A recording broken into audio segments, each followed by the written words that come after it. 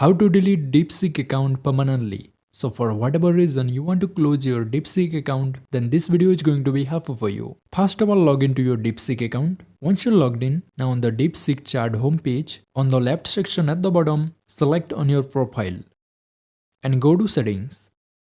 Now under settings, select on profile.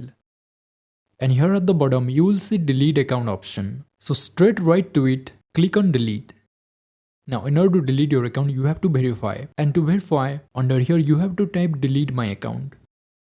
Once you typed delete my account, now here click on confirm delete my account. And your DeepSeek account will be successfully deleted. So that's it, that's how you can delete your DeepSeek account. If you found this video helpful, please consider liking this video and leaving a comment. And if you want to delete your ChatGPT conversation history, then watch this video and I will see you in the next one.